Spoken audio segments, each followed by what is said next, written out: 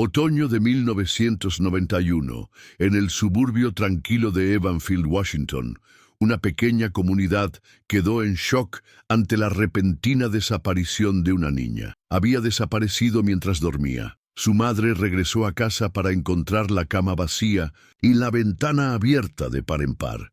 Pero 9 años después encontró un viejo grabador de juguetes de su hija. Al presionar play, oyó algo que nunca debió haber escuchado.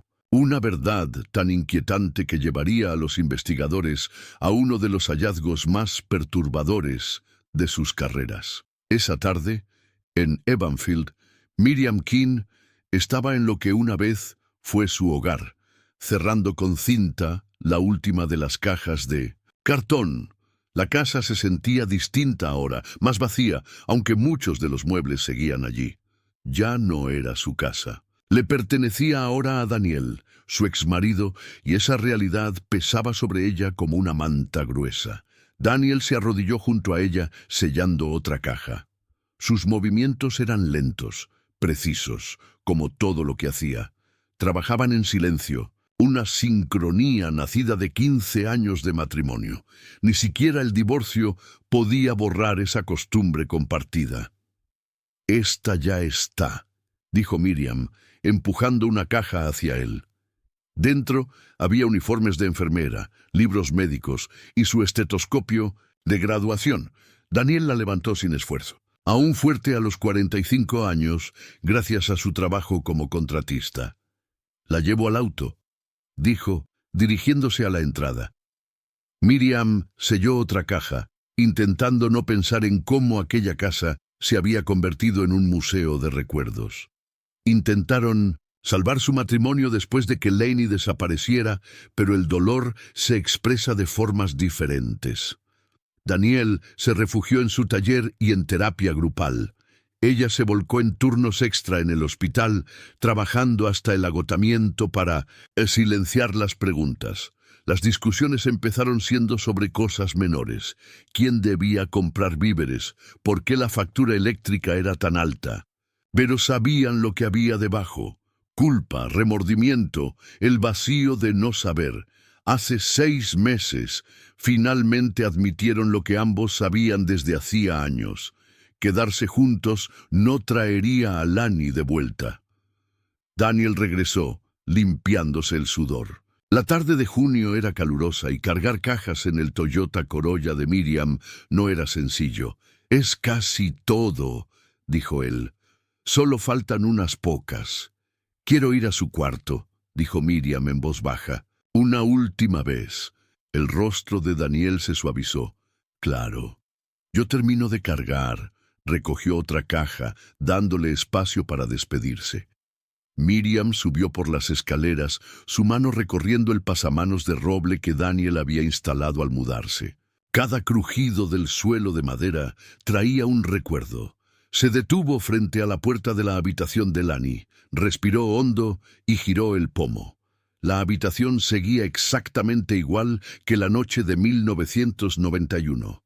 Paredes rosadas, mariposas pintadas, un tocador blanco lleno de pegatinas, la cama con su edredón de My Little Pony. Solo una cosa era distinta: la ventana, que ahora tenía cerraduras y rejas.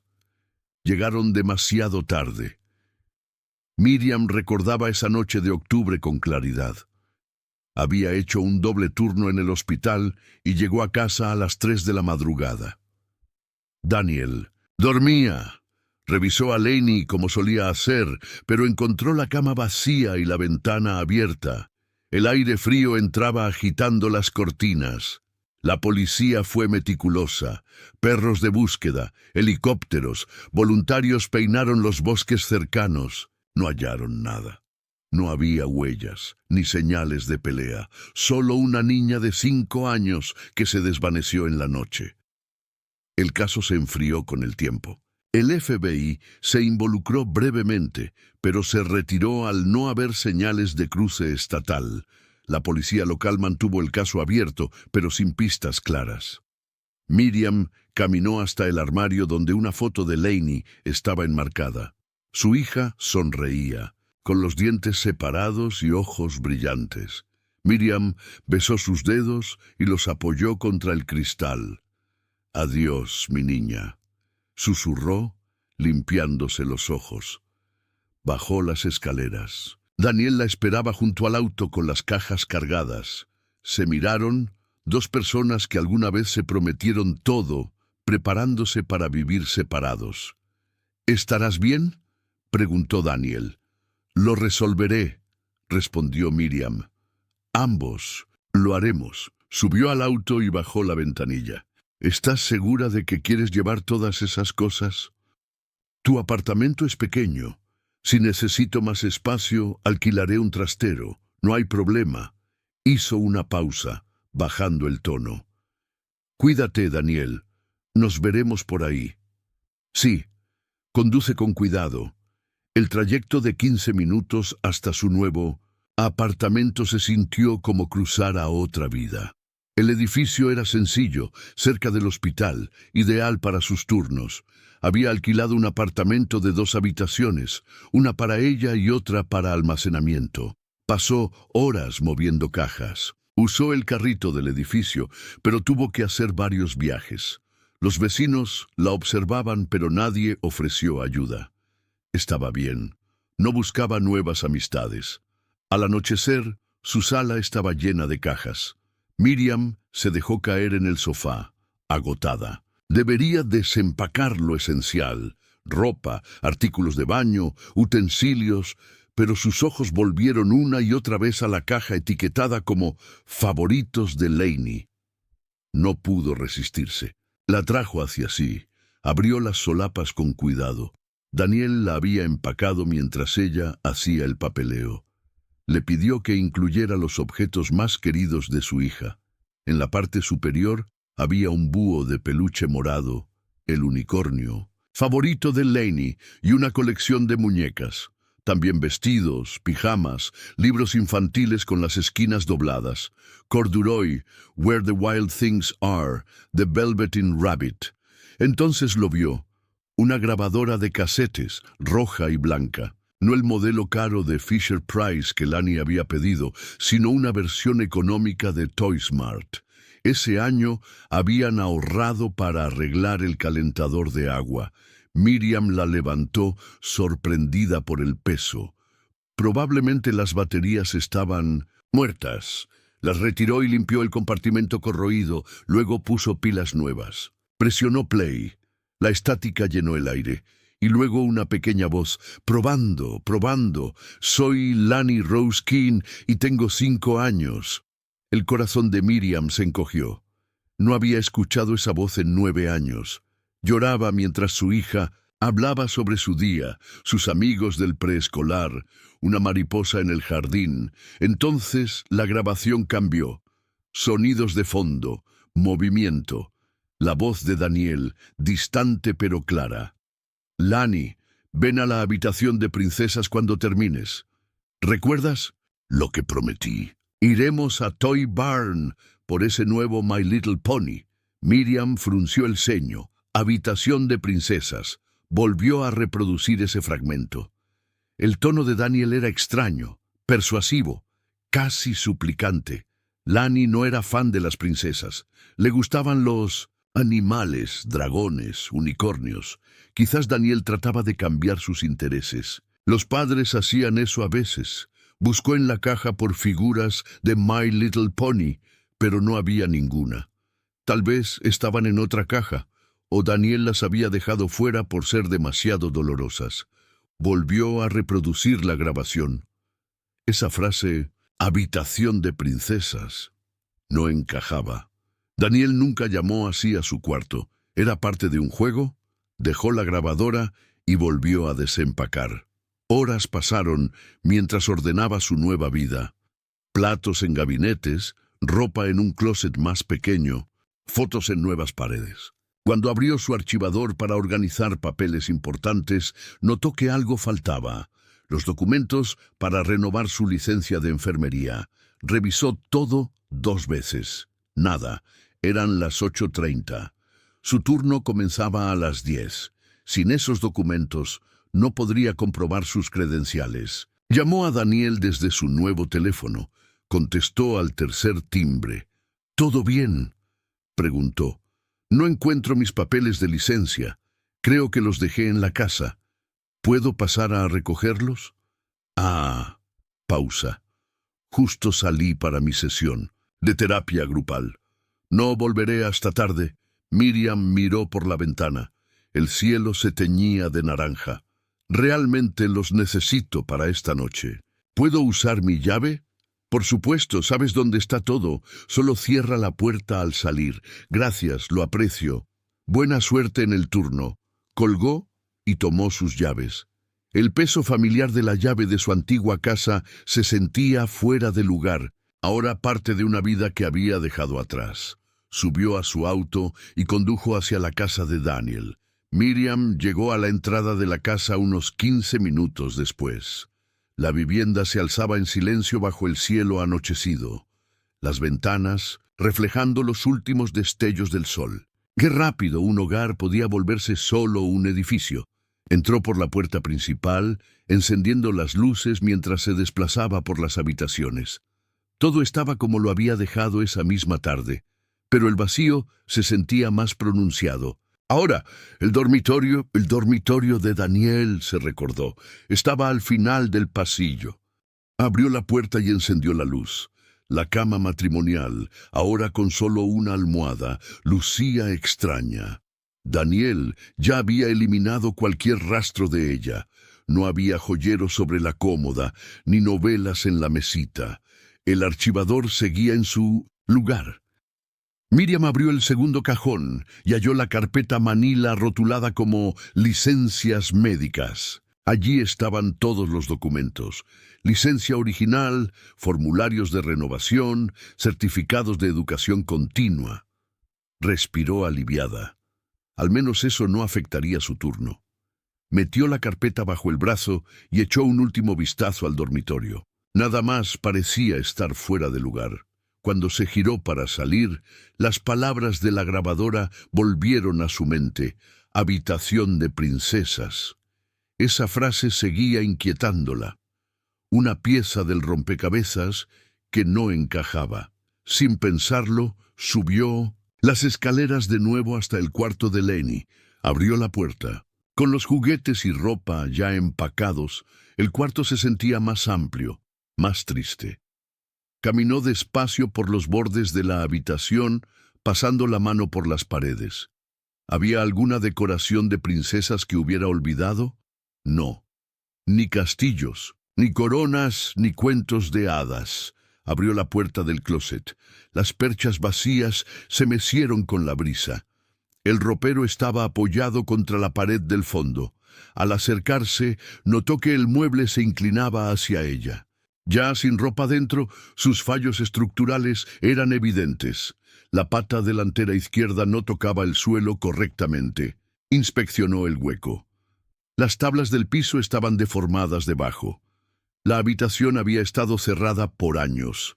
La humedad del clima de Washington podía hacer eso. Al intentar estabilizar el mueble, este se tambaleó. Un buen empujón podría volcarlo.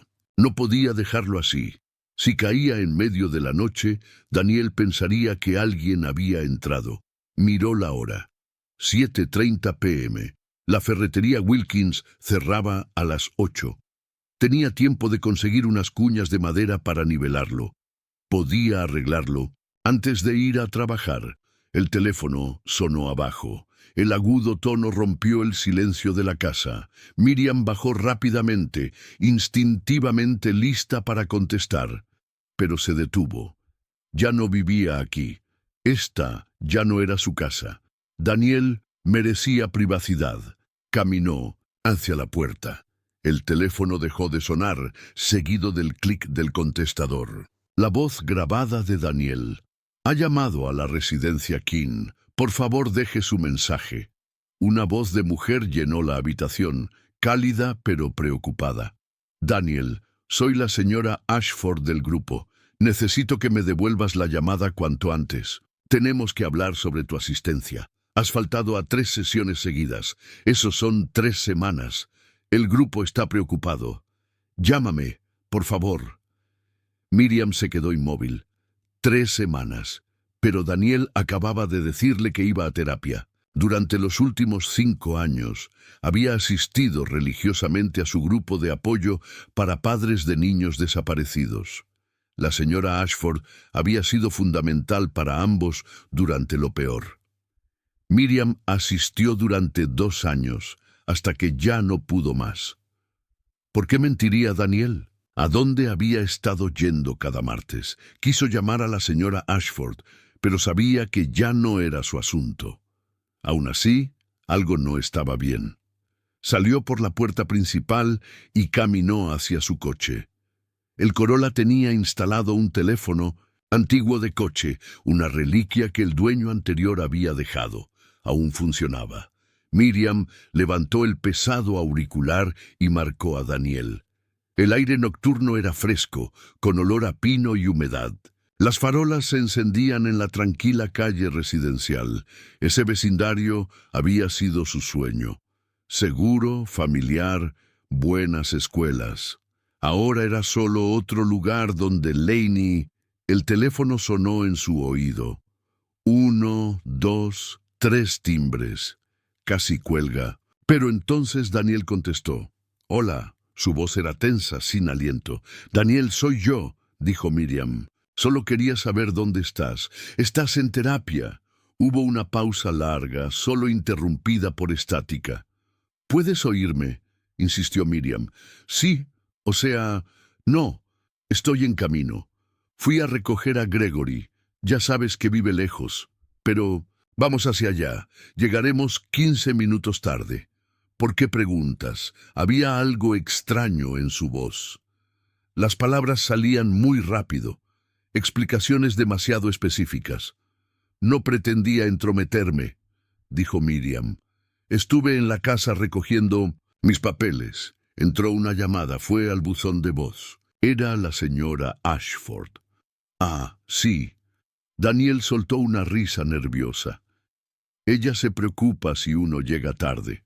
He llegado tarde varias veces. Seguro solo quería hablar de eso.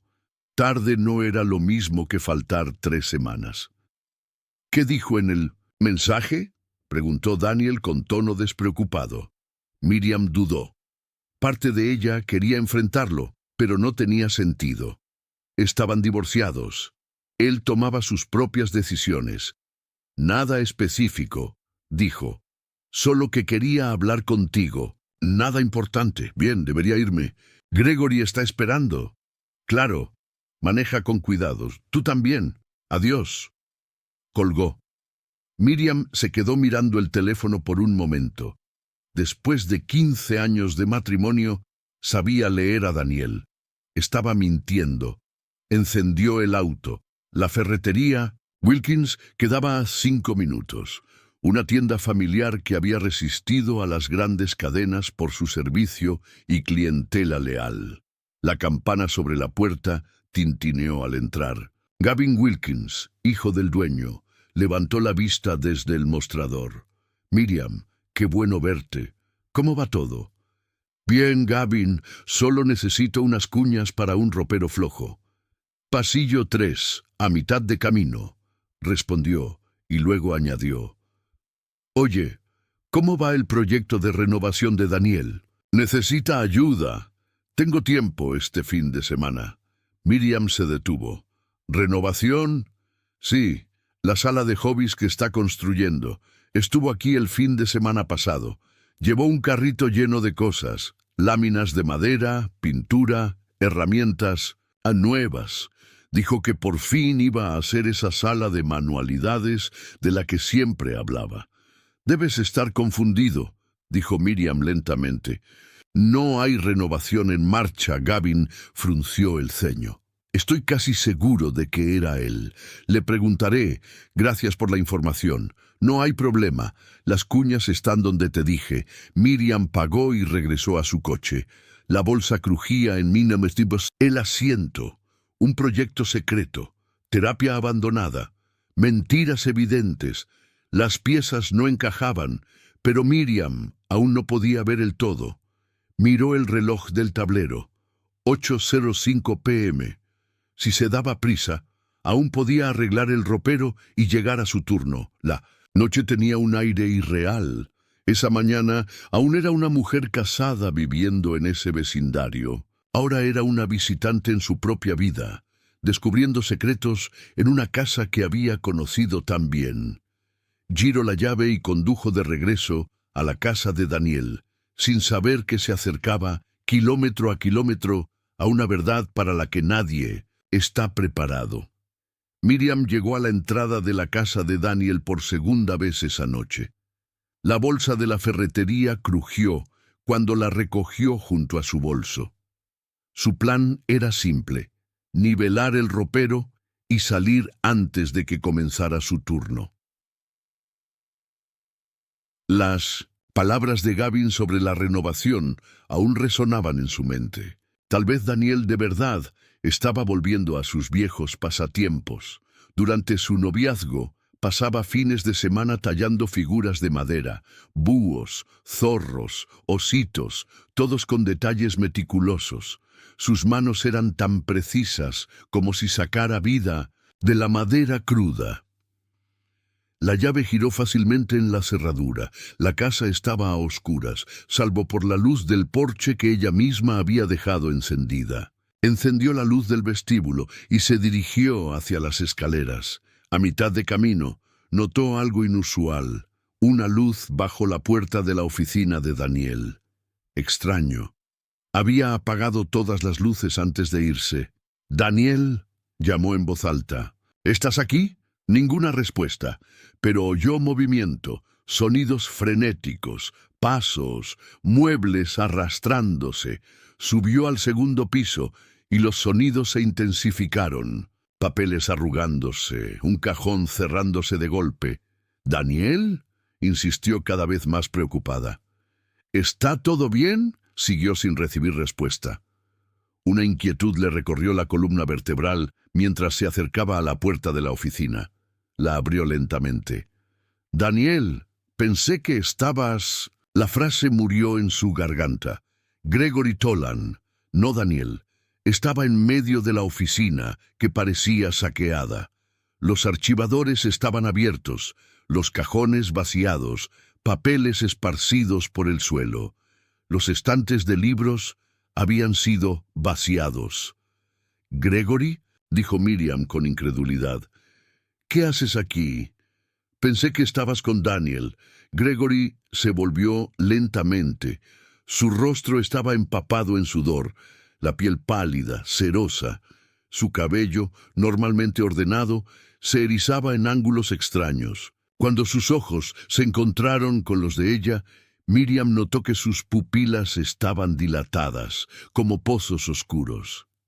«¿Estás bien?», preguntó, aunque era evidente que no lo estaba. «Pareces enfermo». Gregory dio un paso hacia ella tambaleante. Miriam percibió el fuerte olor a alcohol mezclado con algo más, algo rancio, sudor y ansiedad. «¿Qué estás haciendo aquí?», insistió, manteniendo su voz serena a pesar de su creciente alarma. «¿Daniel te pidió buscar algo?». Gregory no respondió. Su expresión era distante, fría. Dio otro paso hacia ella. Ella lo conocía desde hacía años. Él y Daniel eran amigos desde la secundaria, unidos por su pasión por la carpintería. Pero nunca lo había visto así. «Gregory, quédate donde estás», dijo con firmeza. «Voy a llamar a un médico. Necesitas ayuda». Se giró hacia el teléfono de la oficina, pero Gregory se lanzó hacia ella con una rapidez alarmante. Sus manos le sujetaron las muñecas con fuerza. «¡Suéltame!», gritó Miriam forcejeando, pero su agarre se intensificó. Miriam lo empujó con fuerza, logrando zafarse y tropezar fuera de la oficina. Alcanzó la puerta, intentando cerrarla entre ellos, pero Gregory la atrapó por el borde y la abrió de golpe. El pánico la invadió. Ese no era el Gregory que conocía, el hombre que le había traído juguetes artesanales a Lenny, que ayudó a construir la terraza. Algo estaba muy mal. Miriam giró para correr hacia las escaleras, pero Gregory la alcanzó por detrás. la sujetó por la cintura y comenzó a arrastrarla por el pasillo. ¡No!, gritó Miriam, luchando contra él. Él la llevó a empujones hasta la habitación de Lani y la arrojó sobre la cama. El edredón de My Little Pony amortiguó su caída, pero antes de que pudiera moverse, Gregory ya estaba sobre ella. Su aliento apestaba a whisky. Sus manos la manoseaban. «Gregory, por favor», suplicó Miriam empujándolo. «No hagas esto. Tienes una esposa, un hijo. Piensa en ellos». Pero él no respondía, ni siquiera parecía oírla. Su rostro permanecía inexpresivo mientras la sujetaba. Miriam, en un movimiento desesperado, tanteó con una mano y encontró la lámpara rosa en forma de elefante en la mesita de noche. La levantó y lo golpeó en la cabeza con fuerza. Gregory gruñó, rodando hacia un lado mientras se tomaba la cabeza. Miriam se arrastró fuera de la cama, corriendo hacia la puerta. Pero él se recuperó rápido. La alcanzó del brazo y la arrojó contra el ropero. El golpe le quitó el aliento. Cayó de rodillas. El mueble, ya inestable, se tambaleó. Con un estruendo, el pesado armario se desplomó hacia adelante. La madera se astilló. El suelo se agrietó. Y algo se reveló, una cavidad oculta bajo las tablas. Mientras el polvo se asentaba, Miriam vio cajas de cartón apiladas dentro del hueco. Decenas de ellas. Cintas VHS. Discos. El comportamiento de Gregory cambió de inmediato. Su rostro se iluminó con una expresión casi delirante. «Esto es lo que estaba buscando», murmuró, cayó de rodillas y comenzó a recoger cintas frenéticamente, amontonándolas en sus brazos. Miriam, aún aturdida, lo observó. ¿Qué era eso? ¿Por qué estaban escondidas? «¡Detente!», gritó, lanzándose hacia él para impedirle que se llevara el material. Al forcejear, varias cintas cayeron al suelo. Gregory maldijo, recogiendo las que pudo y sin mirarla salió corriendo por la casa. «Voy a llamar a la policía», le gritó Miriam con voz temblorosa. Desde la ventana lo vio tropezar por la entrada, aferrado a las cintas como si fueran un tesoro. No volteó. Miriam se dejó caer contra la pared. Su corazón palpitaba con fuerza. Sus muñecas dolían. Su espalda también. Pero más que nada, sentía una mezcla de miedo y desconcierto. ¿Qué acababa de pasar? ¿Por qué Gregory había irrumpido en la casa de Daniel? ¿Qué había en esas cintas? Miró hacia el hueco en el suelo. Las cajas aún visibles, las etiquetas en las cintas a la vista. Gregory se había llevado algunas, pero muchas permanecían. Con manos temblorosas, Miriam tomó la cinta más cercana. La etiqueta decía simplemente «Habitación de princesas». Lo roll 47 inches, la misma frase de la grabación. Pero ahora tenía un peso siniestro. Se levantó con dificultad. Necesitaba llamar a la policía. Sus dedos temblaban al marcar el 911. El teléfono parecía pesar una tonelada. «Necesito una patrulla en 1984 Maplewood Lane», dijo al operador. «Un hombre me atacó, entró en la casa y se llevó material. Su nombre es Gregory Tolan». El operador mantuvo la calma mientras hacía preguntas. Miriam respondió mecánicamente, con los ojos fijos en el hueco del suelo. «La policía va en camino», le aseguró el operador. «Permanezca en la línea hasta que lleguen». Mientras esperaba, no pudo resistirse a examinar las otras cintas que Gregory había dejado caer. Las recogió una por una. Todas llevaban la misma etiqueta, variando solo el número. «Habitación de princesas». «Venta habitación de princesas. Venue en habitación de princesas». Beséis en su estómago. Dio un vuelco. ¿Cuántas había? Se asomó al hueco. Había filas de cajas, cada una con decenas de cintas y discos. Cientos. Las sirenas comenzaron a sonar a lo lejos, acercándose. Miriam miró por la ventana y vio dos patrullas detenerse frente a la casa, sus luces rojas y azules destellando contra el cielo nocturno. «Señora King». Un oficial uniformado entró, la mano sobre su arma. «¿Es usted Miriam King?» «Sí». dijo ella, levantándose con dificultad. El hombre que me atacó se fue hace unos 10 minutos. Estaba ebrio o drogado. Se llevó algunas cintas. Estaban escondidas bajo el piso. Más oficiales entraron, asegurando la propiedad. Uno de ellos, vestido de civil, se presentó como detective Harold Monroe. Era mayor, de unos 50 años, rostro severo, pero ojos atentos. Miriam relató todo. El ataque, el armario cayendo, las cintas ocultas. Monroe tomó nota detallada. Dijo que su nombre es Gregory Tolan, preguntó el detective. Sí, mejor amigo de mi exmarido. Se conocen desde adolescentes. Deberíamos contactar a Daniel, sugirió Monroe. Necesita saber lo que ocurrió. Miriam asintió. Marcó el número. El detective se quedó cerca mientras el teléfono sonaba. Daniel contestó después de varios timbres. «Miriam», su voz sonaba molesta. «¿Por qué sigues llamándome?» «Daniel, ¿dónde estás? Me dijiste que ibas a terapia, pero Gregory acaba de estar aquí en tu casa. Me atacó. La policía está aquí ahora». Silencio absoluto al otro lado de la línea. «Quieren hablar contigo», continuó Miriam pasándole el teléfono al detective. «Señor King, soy el detective Monroe. Necesitamos que venga a su residencia inmediatamente. Ha habido un incidente, pero la línea se cortó». Monroe frunció el ceño. Colgó. Dijo que estaba en terapia con la señora Ashford, pero eso no puede ser cierto, dijo Miriam. Gregory estaba aquí.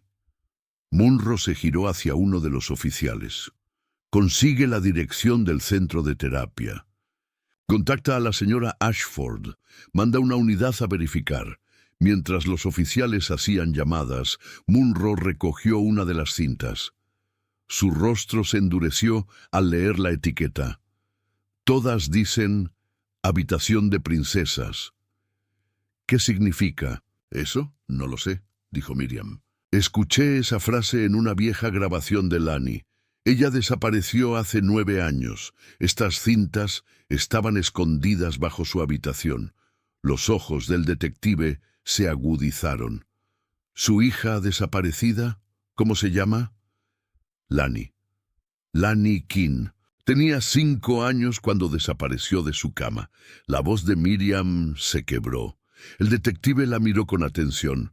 «Señora King, creo que necesitamos ver qué hay en estas cintas». Se trasladaron a la sala de estar. Las manos de Miriam temblaban mientras encendía el televisor y colocaba uno de los discos en el reproductor de Daniel. La pantalla se iluminó. Al principio, la escena parecía inofensiva. Daniel y Laney, de 5 años, estaban en la sala jugando con bloques. La risa de Laney llenaba el cuarto. Ese sonido brillante e inconfundible, el mismo de la grabación de cassette. «Eso es de antes de que desapareciera», susurró Miriam. «Tal vez unos meses antes. En la grabación, Daniel miraba a la cámara. ¿Quieres jugar un juego? Ve a la habitación de princesas y sorpréndeme», decía con una sonrisa. «Está bien, papi», respondía Laney, saliendo de cuadro. Se escuchaban sus pequeños pasos alejándose. Daniel miraba directo a la cámara y comenzaba a contar. 1, 2, 3. Cada número tomaba varios segundos, pronunciado lentamente. «Está bajando al sótano», dijo Miriam confundida. «Pero nunca lo llamamos así. Cuando Daniel llegaba al número 10, se ponía de pie. La cámara lo seguía mientras caminaba hacia la puerta del sótano y bajaba las escaleras». La imagen se cortó abruptamente. Cuando el video volvió, estaban en otra habitación. Paredes rosadas, animales de peluche, una cama infantil con sábanas de princesas. Miriam jamás había visto ese espacio. No formaba parte de la casa. Al menos no de la casa que ella conocía. Laney estaba sentada en la cama. Llevaba un bikini pequeño, inapropiado para una niña de 5 años. Se veía incómoda, insegura. «Ahora posa para papá», decía la voz de Daniel detrás de la cámara. «Lo que vino después hizo que la sangre de Miriam se helara. Daniel entraba en el encuadre. Se sentaba junto a Laney. Sus manos se movían hacia ella de una forma que ningún padre debería jamás. El rostro de Laney mostraba confusión, incomodidad. «¡Deténganlo!», gritó Miriam. «¡Apaguen eso!».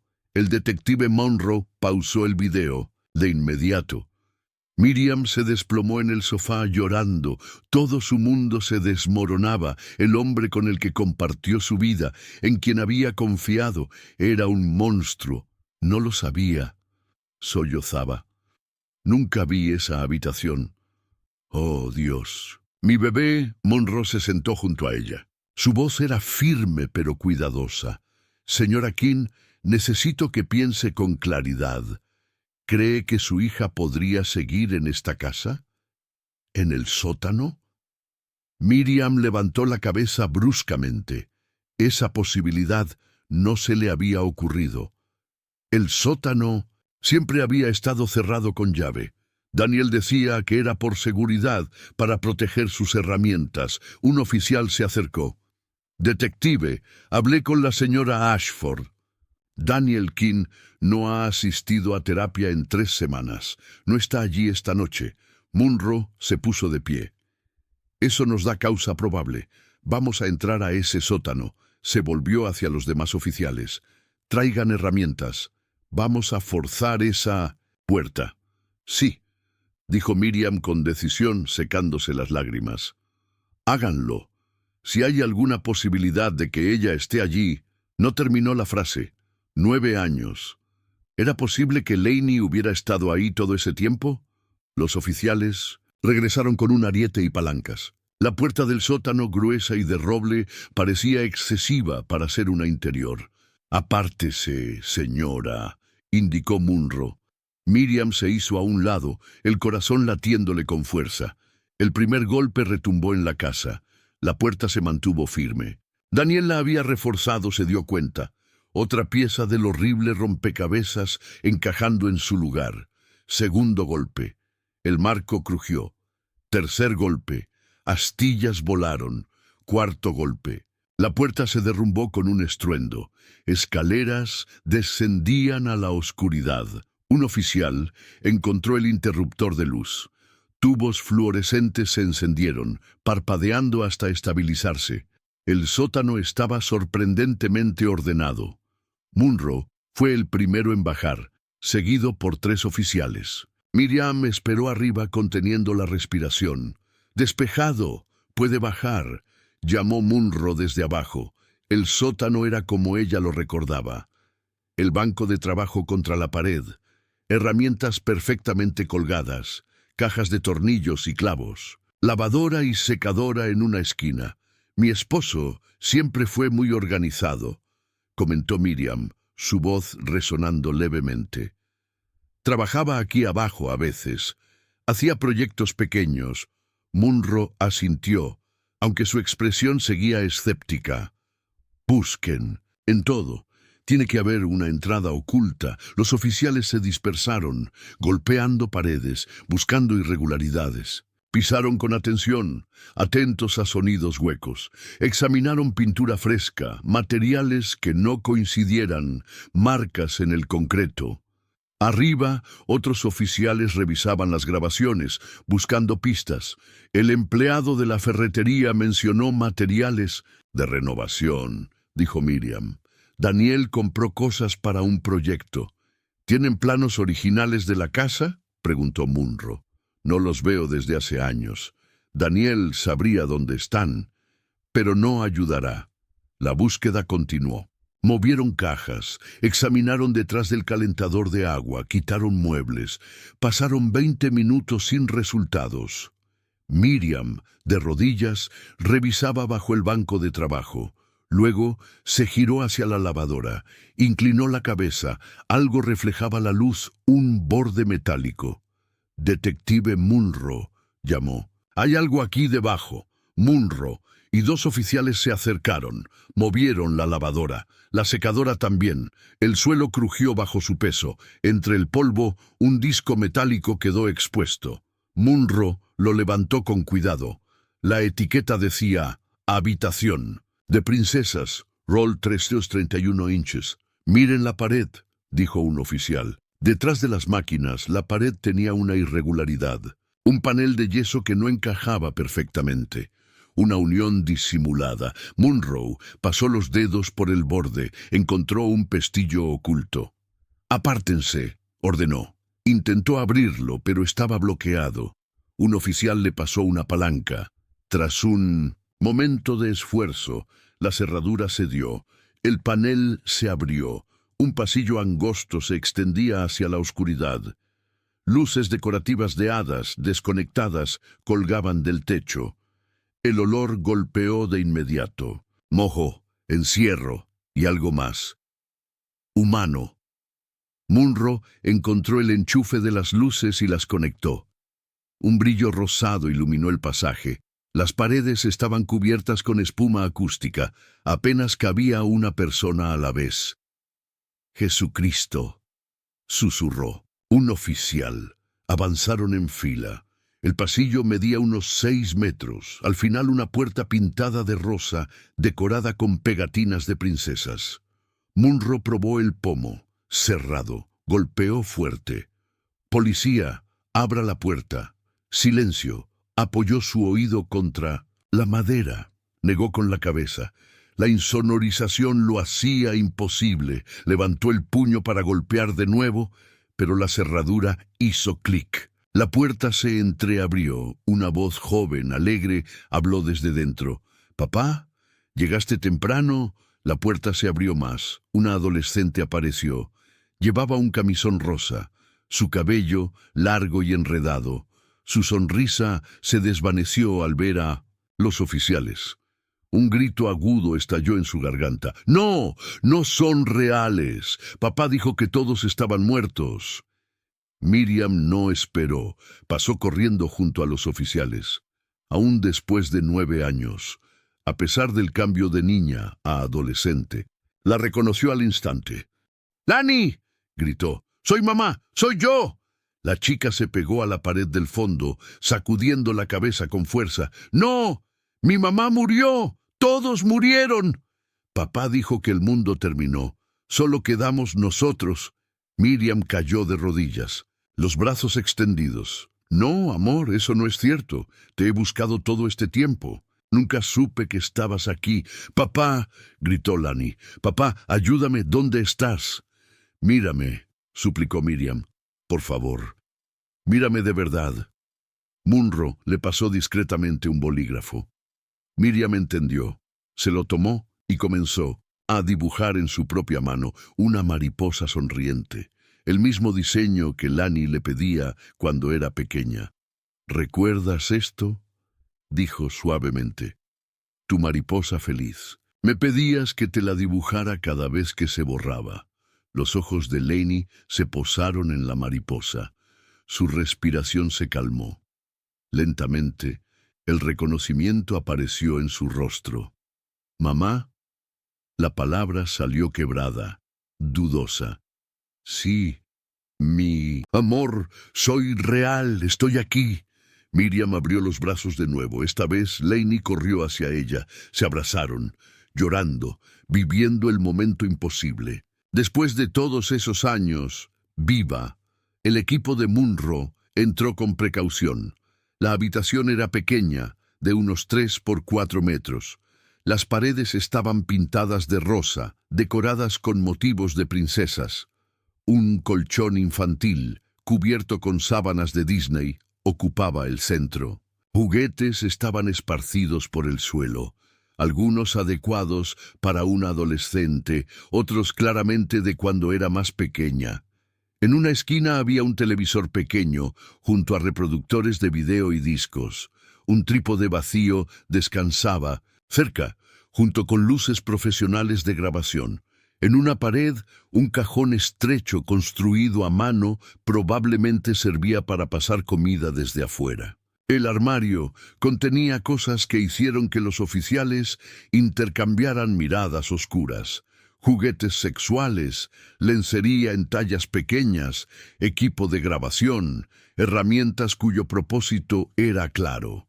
Necesitamos personal médico, dijo Monroe por radio, con tono bajo. Y asegúrense de que todas las unidades estén buscando a Daniel Keene y Gregory Tolan. Keene es ahora sospechoso principal de secuestro y abuso infantil. Los paramédicos llegaron en minutos. Se acercaron con calma, explicando a Laney que necesitaban examinarla. Ella se aferró a Miriam, pero permitió el examen básico. En la ambulancia, sentada entre su madre y una paramédica, Laney parecía desorientada, aturdida por lo que acababa de pasar. Pensé que todos estaban muertos, repetía una y otra vez. Papá dijo que hubo una guerra, que cayeron bombas nucleares. Dijo que solo quedábamos él y yo. Miró a Miriam con ojos que ya no eran de una niña. Dijo que tenía que tener un bebé para salvar a la humanidad, pero nunca quedé embarazada. Me sentía tan culpable, como si le hubiera fallado. Miriam sintió su estómago contraerse. Hizo un esfuerzo por mantener la voz estable. «Cariño, ¿te ha venido la regla?» «Sí, hace 2 años. Papá estaba feliz. Dijo que ahora sí podíamos empezar nuestro nuevo mundo». La paramédica anotaba todo, manteniendo una expresión neutral. «¿Tienes dolor, picazón o alguna molestia en tu cuerpo?», preguntó con suavidad. «No». Laney parecía desconcertada. «¿Por qué todos están tan asustados?» «Papá mintió, ya lo sé, pero él me amaba. Siempre dijo que lo que hacíamos era hermoso, que yo era especial». Miriam la tomó de las manos con firmeza. «Amor, lo que tu padre hizo no estuvo bien. Los adultos no deben tener ese tipo de contacto con los niños. Esa intimidad es solo entre personas adultas que se eligen mutuamente, como esposos». «Pero yo lo amaba», susurró. Laney, confundida. «Lo sé, pero hay distintos tipos de amor. El amor de un padre debe ser protector, seguro. Lo que él hizo no fue amor, fue abuso». Laney guardó silencio procesando lo que escuchaba. La paramédica terminó su revisión preliminar. «Parece estable», dijo en voz baja a Miriam, «pero necesitará un examen completo en el hospital dadas las circunstancias». Miriam asintió. Sabía que eso implicaba descartar embarazo, infecciones, daños físicos, todo el horror que aún no entendían completamente. Monroe se acercó a la ambulancia. «Necesitamos llevarlas a la comisaría para tomar declaraciones. El equipo médico dice que no es una emergencia, así que eso puede ir primero. Si están de acuerdo». Miriam miró a su hija que parecía perdida en sus pensamientos. «Sí, hagámoslo».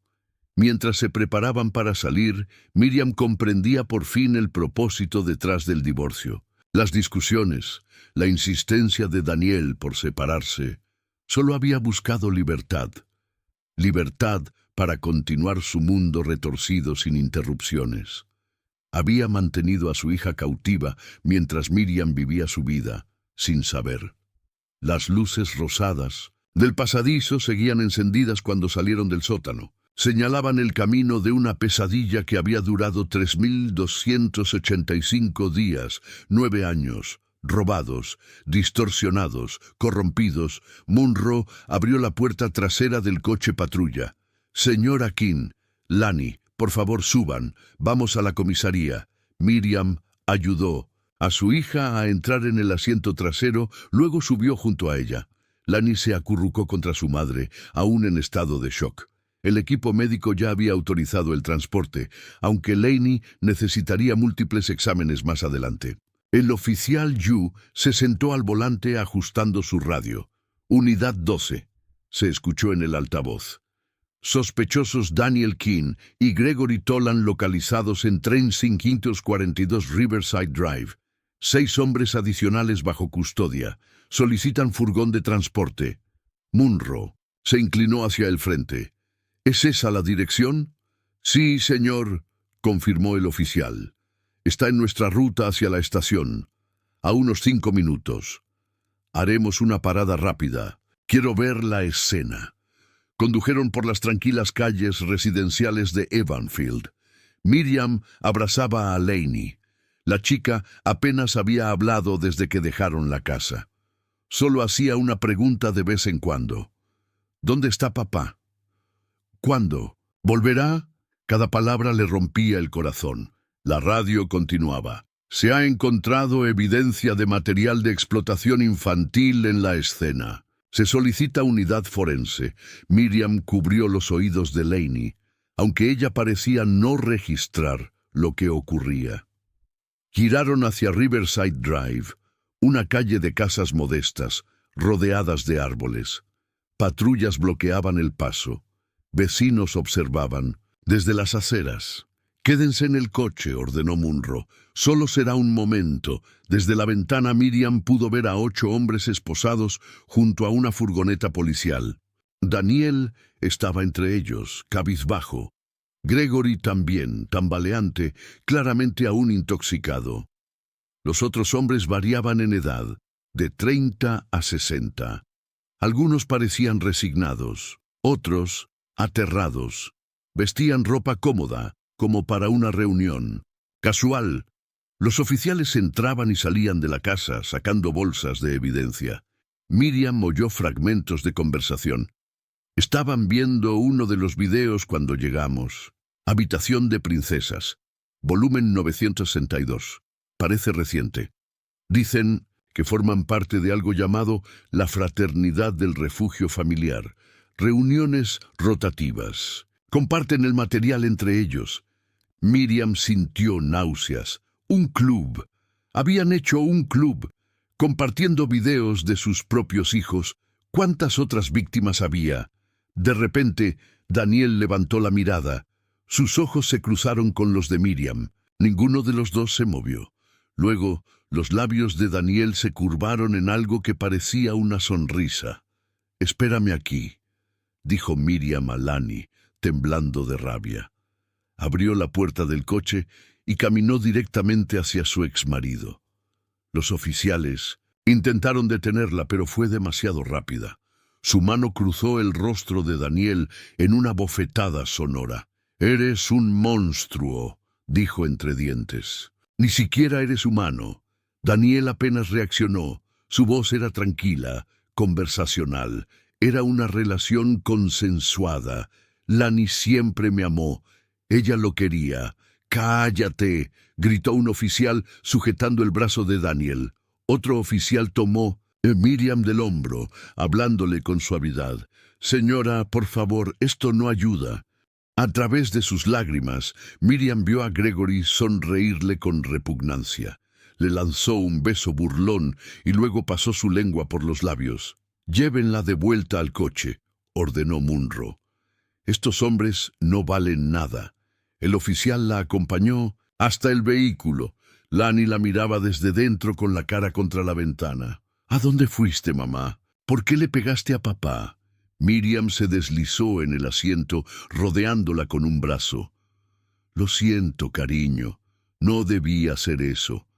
Afuera, los oficiales cargaban a los 8 hombres en diferentes vehículos. La furgoneta de transporte salió primero, seguida por varias patrullas. Daniel nunca volvió a mirar atrás. Los técnicos forenses continuaban su trabajo. Miriam observó cómo sacaban caja tras caja, cintas VHS, discos, reproductores. Cada uno contenía el dolor de alguien, la pesadilla de otra familia. La cinta amarilla de escena del crimen rodeaba la propiedad. Los vecinos seguían murmurando, atónitos ante lo que había estado ocurriendo en esa casa común y corriente. Munro regresó al coche, su expresión sombría. «Vamos a la comisaría. Hay mucho que procesar, pero ambas hicieron lo correcto esta noche». Mientras se alejaban, Miriam miró una última vez la casa donde el mal se escondió a plena vista, y se preguntó cuántas otras casas así existirían. ¿Cuántos niños aún estarían atrapados detrás de puertas normales? Laney bostezó, agotada. «¿Cuándo puedo ir a casa?» Miriam acarició su cabello. largo y enmarañado tras años sin cuidado. Pronto, amor, te llevaremos a una casa segura. Las luces de la comisaría se vislumbraban a lo lejos, como un faro en la noche. Un comienzo. La comisaría estaba llena de actividad cuando llegaron. Desde una de las ventanas del área de ingreso, Miriam pudo ver a los 8 hombres siendo procesados. Huellas digitales, fotografías, pertenencias personales catalogadas. Daniel estaba de pie, espalda recta, expresión en blanco, como si fuera una noche cualquiera. Una mujer en traje gris se acercó a ellas. Soy Natalie Romero, de Servicios de Protección Infantil. Me quedaré con Lenny mientras usted da su declaración. Lani apretó la mano de su madre con más fuerza. Quiero quedarme con mamá. Lo sé, cariño, dijo Natalie con voz suave. Pero necesitamos hablar con ustedes por separado. Solo será un rato. Tu mamá estará justo al final del pasillo. Miriam se arrodilló para abrazar a su hija. Está bien, estas personas quieren ayudarnos. Te veré en un momento. El detective Munro la condujo a una pequeña sala de entrevistas. Las paredes eran de un beige desvaído, el mobiliario sencillo pero limpio. Una cámara de video en la esquina grababa todo. Tómese su tiempo, dijo Munro sentándose frente a ella. Cuénteme todo, desde el principio. Miriam habló durante casi una hora. Su matrimonio con Daniel, el nacimiento de Lenny, la noche de la desaparición, años de búsqueda, el desgaste emocional, la lenta ruptura de su relación, el divorcio, la grabación. Lo que había pasado esa noche. Munro tomó notas, interviniendo solo para hacer preguntas breves y precisas. Cuando terminó, Miriam estaba exhausta. ¿Qué pasa ahora?, preguntó. ¿Qué le hizo Daniel a nuestra hija? El rostro de Munro reflejaba empatía, pero también cautela. Necesito advertirle, dijo. Lo que está a punto de oír es muy perturbador. Pero tiene derecho a saber. Se puso de pie. Acompáñeme. Caminaron por un pasillo hasta una sala de observación con una ventana de espejo unidireccional. Desde ahí se podía ver una sala de interrogatorios. Daniel estaba sentado a la mesa, esposado, 2 detectives frente a él.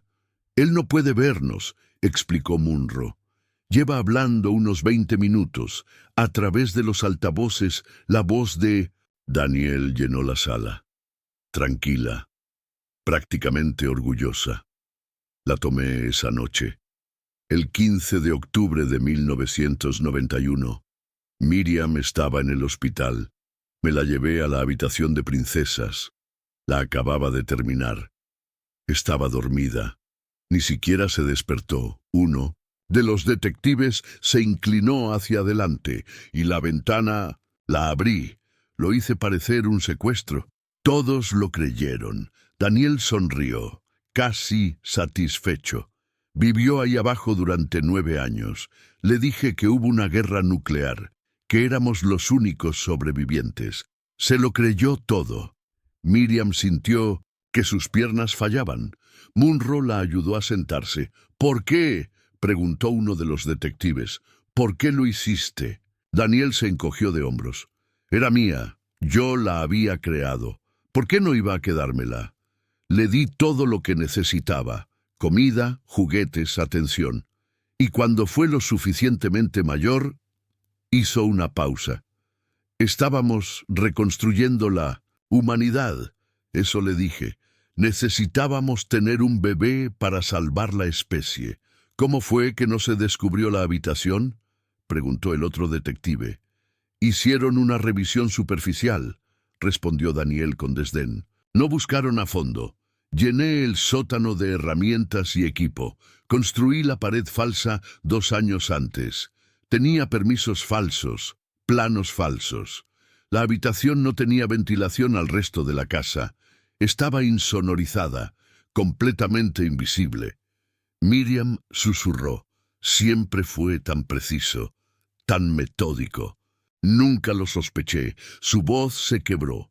Si Gregory no hubiera irrumpido esta noche, tal vez nunca la habríamos encontrado. Monroe asintió con gravedad. «Volvamos», dijo. «Ha escuchado suficiente». En la sala de entrevistas, Miriam se hundió en su silla. «¿Y Gregory? ¿Por qué irrumpió?» «Gregory Tolan ha sido muy transparente», dijo Monroe.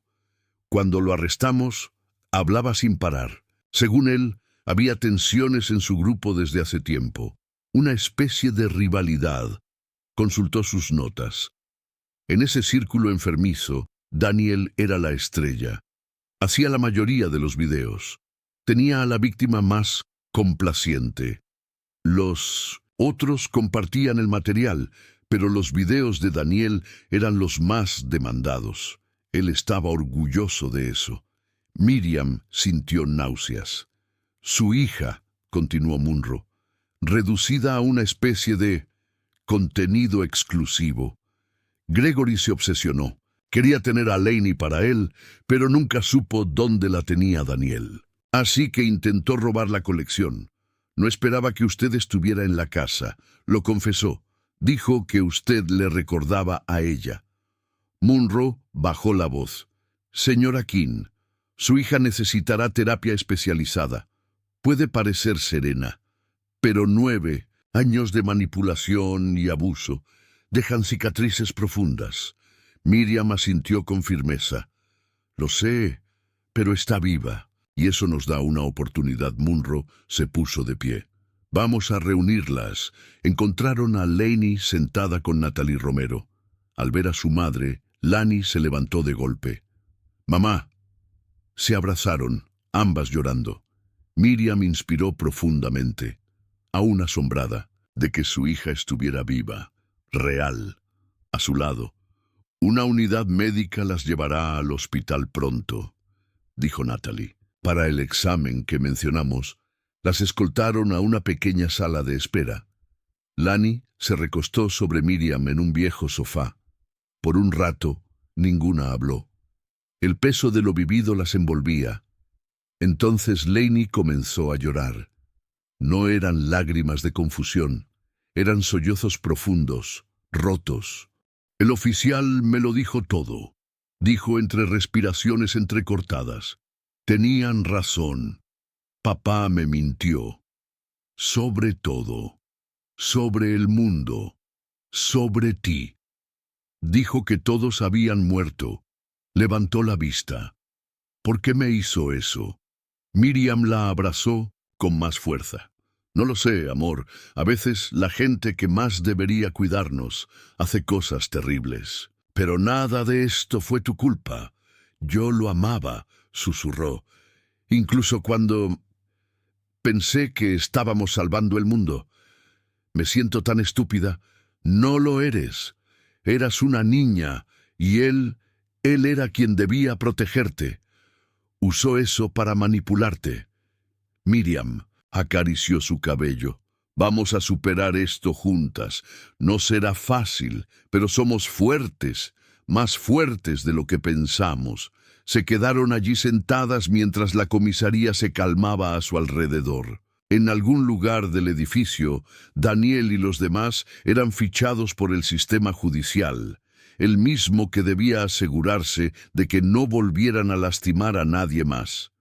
Pero para Miriam y Lani, lo importante ahora no era el pasado, sino el futuro. «Necesitaremos un nuevo lugar», dijo Miriam con voz suave. «Un nuevo comienzo. Vas a ir a la escuela, a hacer amigos, a tener una vida real». Lani asintió, apoyada contra su hombro. «La gente me va a odiar. Va a ser difícil». «Sí», admitió Miriam con honestidad, «pero el tiempo ayuda, hablar ayuda, el amor ayuda. El dolor disminuirá y vas a crear nuevos recuerdos. Y tú eliges a quién contarle lo que pasó. Esa historia es tuya». Un oficial apareció en la puerta. «Señora King, el transporte al hospital está listo». Ambas se pusieron de pie. «Manos», Entrelazadas, un paso más hacia la sanación. Mientras caminaban por la comisaría, Miriam pensaba en lo que venía: exámenes médicos, terapia, procedimientos legales. Enseñar a Lani a confiar otra vez, a vivir sin miedo, pero lo harían juntas, con amor real, protector y paciente. Nada que Daniel hubiera hecho podría borrar eso. El mal puede esconderse tras rostros familiares, en casas comunes, bajo la apariencia del amor. Pero el verdadero amor perdura. Busca a través de 9 años de oscuridad, rompe paredes falsas, no se rinde. Al llegar a la puerta de salida, Lenny apretó la mano de su madre. «Tengo miedo, mamá». «Yo también», respondió Miriam. «Pero estamos juntas ahora, y juntas podemos enfrentar lo que sea». Salieron hacia la noche, hacia el coche que las esperaba, hacia la recuperación, hacia una vida nueva que construirían día a día.